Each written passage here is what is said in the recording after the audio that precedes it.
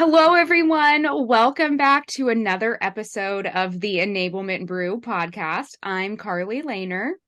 And I'm Malvina Alsayak, and we're so excited you're joining us for this episode in March. And Yes. we have a guest on the show. Del, do you want to introduce yourself?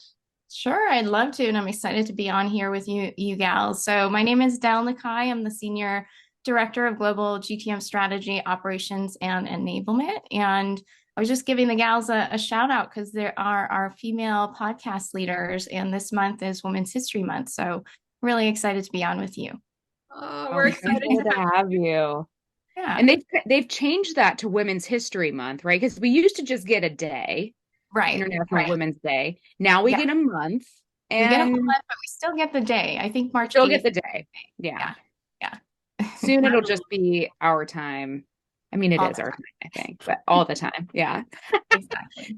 I remember like 10 years ago, we used to have a colleague and he was from Eastern Europe, and every Women's Day he would arrive to the office early, and this was when everyone was working in the office, and he would put a rose on every woman's Oh my desk. So when we arrived to the office, we all gosh. had a rose. And now looking back on it, I'm like, oh my gosh, that it was such a nice touch. Like, who would do that today? Right.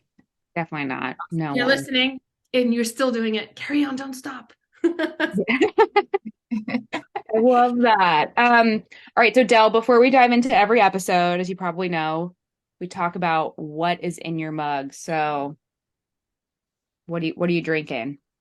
So typically I go for tea and especially green tea. So this morning it's a combination of a peach ginger green tea plus an additional green tea just to add a little bit more kick to it. So that's usually Mm. my go-to for my morning mug of tea. So you are like double strength on the green tea. I am. Yeah. The Yeah. peach ginger gives it a little bit of flavor, which It is does. good. Yeah, Nice. I'm absolutely. on I'm on the tea as well. I'm on an Earl Grey. It's the afternoon for us, so that's my afternoon tea. Earl Nice. Grey with some oat milk. Yeah. Oh, I I feel like usually you had don't go with milk. points. So bad. Not a product placement. Coca-Cola zero sugar. That is what I'm drinking here in the afternoon. Um, but that is not to say that I didn't have like 5 mugs of coffee already. So, um, yeah. Although this has caffeine as well, so it's not like I'm doing myself any favors. But Yeah. It But does. hey, it's zero sugar. It's healthy. healthy. Exactly. Can't be bad for you, right? Yeah, uh, there's no sugar in it. So, Del, on today's episode, we talk a lot about enablement and lots of initiatives. Recently, we talked about how do you measure the success of enablement, how do you measure the success of enablement programs, and all the good stuff that we're probably all working on. But one of the components that potentially oftentimes is overlooked is change management, which isn't easy. Yeah. And I think it's a little bit more than just sending out an email with comms. So we wanted to get your take on how you approach change management in the world of enablement. Yeah, absolutely. It's a really important topic and something I'm trying to bring more and more awareness to. And I usually talk about some of the reasons why. So I'll just highlight that really quick, which is the percentage of initiatives that typically fail when we don't follow any kind of change management methodology or we don't follow it effectively is 70%. So I'm sure you gals can relate. We put a lot of time, effort, resources, energy, blood, sweat, tears into what we do. So if we're not able to be successful with what we're doing, it's really a challenge, right? So that's just one of the reasons. There's forgetting curves, there's employee retention, there's all these reasons why we should really be focusing on this as an enablement community and taking the time to integrate some sort of change management framework into our strategies. So there is a lot of talk right now around enablement impact, ROI, all these different things. I don't take it as far as ROI because that would mean that we're saying we're causing these metrics to move, the lagging indicators, especially. We typically try to correlate, right, to the metrics that are important to the business. So, from that lens, taking that approach can really be helpful for us to be able to have the actual impact that we want with the enablement initiatives that we take on. So, I can give some examples. Let me know where you'd like me to take it. examples are always great. I'm thinking for a lot of enablement professionals listening in or tuning in, they might be thinking, my gosh, we've rolled out so many initiatives, but really, let's be honest, how often do we think about what does that proper change management process look like? It would be great to hear some examples, but even, do you have a preferred methodology? Is there a preferred approach that you have that you tend to use time and time again that has never failed you? Yeah, yeah, absolutely. And there are several, probably dozen different change management methodologies that you all can look into. There's Cotter's 8-step model or theory.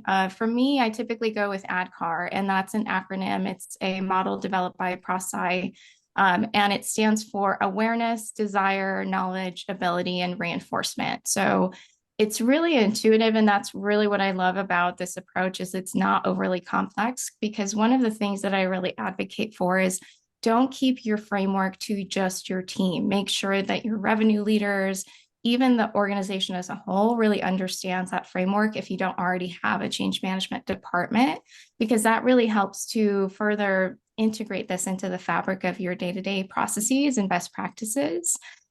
So one example of how we can integrate that, let's say we're focusing on discovery skills, and those kinds of efforts can have all kinds of impacts, right? If we're doing effective discovery, one of the best, lagging indicators that it can really impact is being able to increase our ASP, or average sales price. So if we do comprehensive discovery, we don't just jump on the first solution that is identified to fix their problem potentially, then we can expand and really provide a comprehensive solution to meet the customer's needs. So from that lens, being able to build awareness around the initiative to start. Why are we doing discovery enablement?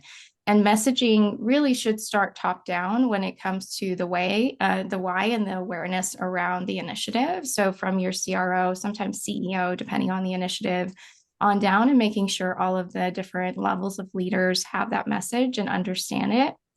And we can come back to the fact that there's also change management for your revenue leaders. Some of them may not be totally into the idea of what you're doing at any given time. So bringing them along for the ride is also important. But with that initiative, also building out the desire. What's in it for that sales rep, that sales engineer who is participating in this initiative? What are they going to get out of this? Increasing your average sales price, right, can mean that you're actually hitting your quota sooner, which is a positive thing. And then you get your accelerators, and all of that is really effective and impactful for the people that we're trying to serve. So the desire piece is really important. Usually those two first steps are missed, and we jump straight into the knowledge step, which is that initial enablement information session, whatever, depending on the initiative that you're taking on. So that's something that can easily be lost. And if you're not doing that, there's all these challenges that you'll face. So there's status quo bias. So typically we go back to what we're comfortable with. It's totally normal. It's natural. It's human behavior, right? And that's why right. It's why change management is so important at the end of the day, because it's all about changing human behavior when it comes to our efforts as an enablement community. So that's really important, making sure you're building a foundation. And I'll just touch on the other two pieces. So the ability piece is really, really critical. And between the desire and the ability piece, that's where the revenue leaders were most critical. So ability is mastery, building that skill, coaching them, really reinforcing that. And reinforcement is around, is there an additional enablement that's needed for that team? Is there some sort of additional training that you're going to be providing in addition to what the revenue leaders are going to be reinforcing in one-on-ones and team meetings? So that piece is also something that we need to make sure that we're tackling. And then it all comes down to how you measure it, right? So that should be, it's established really initially before you take on any of that. So before the communication, before the building out the desire, what does success look like? How do we actually measure that? So we talked about this increasing average sales price. if there are a set of questions you want your sales reps and sales engineers to be asking, if you're integrating sales methodology into it, having something like a conversation intelligence tool to be able to measure those leading behaviors around, are they asking the right questions? Are they qualifying effectively? That all goes into discovery. So that's just one example of how you could be integrating it into your approach as your leading enablement and trying to actually measure impact and success. Yeah, I think this is such an important part of enablement that it is so easy to forget about. Like you said earlier, like it is so easy just to go to like what the change is or like what's the new policy you need to follow. And the thing with these change management like models or methodologies, like they're all backed in like scientific research. And so like there are actually stages to human behavior and like in changing a human behavior. That's not just like, oh, you're working with salespeople, you got to do it this way. It's you are working with humans and you have to do it this way. And so it's probably the hardest part to really nail because it's a lot of it is communication, over communication, how far in advance are you communicating? So if you're how do you evaluate like the level of change management? Because some things are just a little change and some things are a huge change. So how do you kind of evaluate the level of involvement that your change management journey will be for a given project or initiative? Yeah, that's a great question. And it depends on both the level of change that you're implementing and the environment within which you're implementing it. And what I mean by that is if there's been a lot of change recently, that can make it even more challenging for people to take on that change and change their behavior. And you may actually want to rethink doing it at that time. If there is a lot of consecutive change that's happening, there's only so much capacity that we as humans have for change. So that's part of it. The other part, to your point, is just around how much change does it actually involve? Does it involve process changes to support the behavior change that you're implementing? So an example of that is with sales methodology. Part of that is a process change within your CRM. What are you asking your reps to actually capture? That has to change along with the enablement that you're going to provide around sales methodology. So it becomes more and more involved the more holistically you look at the change. So it's a combination of things, really understanding the environment within which you're making the change. Are there tools involved that they have to learn in addition to changing that behavior from a, actual tool adoption mastery perspective, in addition to the skill or behavior that you're looking for? Yeah, I love that. One of the things that you mentioned, and I was kind of nodding along, listening Yeah. as you were saying, is, change starts from the top. And I think this is where a lot of enablement initiatives are born and go to die because the change and that awareness phase actually has to start from the top, and it doesn't, right? And then suddenly we find ourselves in a position where we're trying to change something, we're trying to implement a process, we're trying to get people to do in a certain, something in a certain way. But that message was never, and the importance of it was never communicated from the top.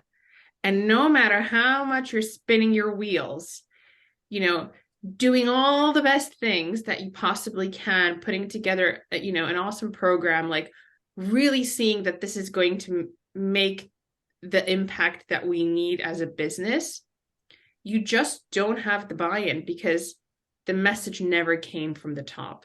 And I think that can be very frustrating for enablement leaders. Yeah, absolutely.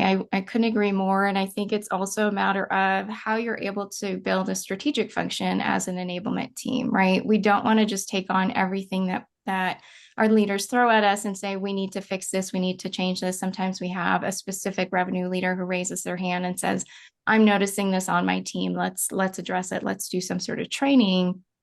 If you don't have that structure built around it to reinforce it and make sure you're managing that change effectively, and to your point, Malvina, making sure that message starts at the top, it's only going to get them so far. And frankly, it's a waste of our time. and a waste of the seller's time, the sales leader's time. So we want to be very intentional with what we're doing. And I'm curious how you guys typically advocate for that message to come from your CRO or a different executive sponsor. That is a very important part of change management. So I'm curious what works for you. Okay, I can go first. And maybe I'm going to be a little bit blunt here, but I have started saying outright that if we're going to do this, the comms, the initial communication, the importance around what we're trying to achieve has to come from you. Mm-hmm. It can be reiterated and it could be mentioned and it could be explained again by enablement, but that initial part has to come from the top. And if it doesn't, then it's like, oh, okay, enablement is telling us to do this, but actually, I never heard that message from my VP, and it was never communicated, so it must not be, important. And that's where it's not a priority, right? Like all these things come to mind. So I have just started being extremely vocal as to where I need support, where I need their input. If there is priorities and strategic projects we're working on that are going to have a significant impact, I'm very vocal about where I need their support. I love that. Yeah, I'm similar. So like we have like an example we're doing actually today is we're implementing like our second cohort of our leadership development program. So it's basically like all of the frontline managers on our revenue team that weren't in the first cohort. And so if they were like newly promoted, newly hired, that sort of thing. And so and this is something that our CRO really wanted us to continue doing. And so he's coming to our kickoff call. He's in the channel, the Slack channel that we have, and he's going to be there to help kick off the program and like reinforce its importance. And that's the really nice thing about a CRO who's engaged in enablement is you'll be like, this is a priority. Like, yes, you should listen to enablement when they say that there's something to do, but like I also am endorsing this. Like I endorse this message. Yeah. And I think that's helpful. I mean, we'll see how it goes. It's later today, but generally speaking, I find that it's helpful. But we learned that the hard way that we had like a CRO endorsed initiative that the first initial message, everything was owned by enablement, and it was like a recertification process, and everyone was just like bitching and moaning to enablement about it and like trying to get out of it. And the moment I chimed in with the leadership team and said the CRO and I have agreed on this, it was like all of a sudden like the clouds parted and the sun came down. We're like, oh, this is a wonderful idea. So it's like I shouldn't have to name drop the CRO to get you guys to realize that this is an important thing and like we're doing this for good reason, but kind of like that's kind of what makes or breaks a lot of the programs, honestly. Yeah, absolutely. It's that initial messaging in the beginning. Yeah. It's like if you don't get that initial message right, it's difficult. It's going to be difficult to turn it around. That initial meeting, that kickoff call, the right tone has to be set. Yeah. And I know when I say that, it could rub people the wrong way. Oh, what does she mean by the right tone? But the right tone has to be there. Like, what are the expectations? Why are we doing this? Why are we addressing this now? What are we hoping to achieve? What's the follow through? Very important. What about you, Del? What have you seen worked really well in the past? Yeah, and I agree with both of you and Carly. Having that really focused CRO who believes in enablement and reinforces the importance of enablement is so valuable. And I'm so grateful that I do have that at MariaDB. And Malvina, advocating for what you need is absolutely essential. If you don't necessarily have that, or frankly, they're busy, they can't always, anticipate our needs. So it's important for us to be vocal about it. One of the things, especially tied to ADKAR, that they bring up is the executive sponsors' presence actually throughout the entire initiative and their engagement in the process is equally important, not just that initial message, which is very, very important. And one tip that I have for our community is also build out a communication plan that you can have your sales leaders and your CRO leverage. So I even write it out, send it over to my CRO, say, this is the initial message I want to go out, personalize it, make it yours, obviously send it out. If it's more of an live session that he's talking at an all hands type meeting, that's different, obviously, but you can even prepare all of those communications for them. And making sure, to the point of what we're talking about with leader enablement, if we can bring them along for the ride and make sure that they're invested in the initiative, that goes so far for us. And as I'm sure you gals can relate to this, but we need to manage the change with them first. It's almost like the train the trainer, except just the mindset around the change as well. Yeah, I think there's two stages of the change management, or probably actually more, but it's like you kind of mentioned this earlier, like you got to get the leaders on board with the change, and you basically have to go through the whole stages of change cycle with the leaders and then do that all over again with the reps.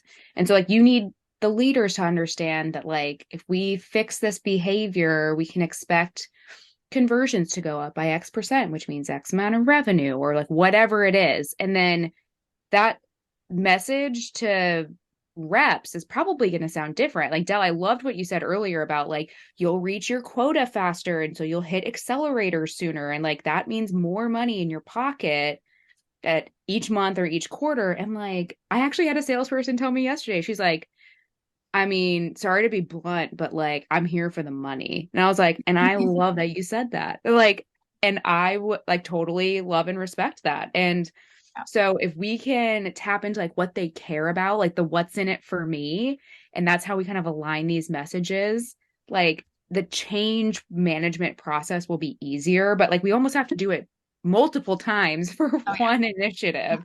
But that's ultimately how it's going to be successful, I think. yeah. Yeah. And I think that's why the sales leaders, bringing them along, making sure they understand what's in it for them and they have that buy-in is important because they have to carry that forward. They're in the best position to understand the sales reps, the sales engineers' internal motivations too. They should be tapping into that to help them build that desire for this change as well. It's something that we can't necessarily do with some reps. I'm sure we have really solid relationships. We can have that level of information and knowledge, but sales leaders are really the ones that do have that understanding of what motivates their team, and they're in the best position to really identify that with their team. So absolutely. So Del, one of the I think last questions we probably have time for is a lot of change management is around like very clear, crisp communication. So how do you communicate? Like, what are the forums you communicate these changes to? Like, is it email, Slack or Teams, like live phone calls? Like, how do you approach communications and like what's the cadence? And like kind of talk us through like how you kind of tackle that, especially if you're a hybrid or a remote workforce. Sure.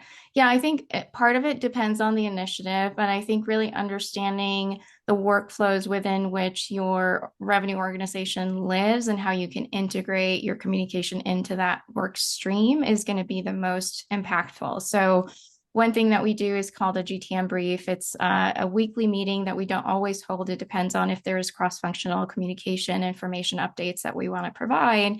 That can be a great forum to actually bring the communication into that. It's like, hey, we're just touching on this. We already sent out an email, let's say.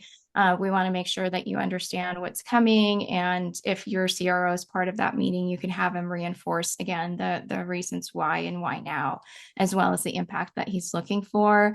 If you have something like a Slack or Teams, making sure the different channels that they live in that you're communicating. So more is more with communication around that. Although Mhm. it's important to also understand that we don't want to overwhelm them with it. We don't want to have like a ton of emails going out. Emails can be really easy to get buried deep down under all the other communications that they get as well. So understanding what works for your revenue organization where they live, that's the best way to figure out how to integrate it. Yeah, I think this also ties in nicely to other topics that we were always talking about, which is training. We need a training, we need a boot camp. And a lot of enablement leaders are like, no, boot camp training, no, definitely not, right? And I think it all ties into change management. But Del, we loved what you shared with us today. We're probably going to ask you to come back just to talk Love about to. that side, which is all those ad hoc requests, right? And where change management comes into that. But Yeah. I think that's a wrap for today. So thank you so much for coming on. Absolutely. Thank you so much for having me. Have a great weekend. Everyone, thank you so much for tuning in, and we'll see you next time See you for a next brand new time.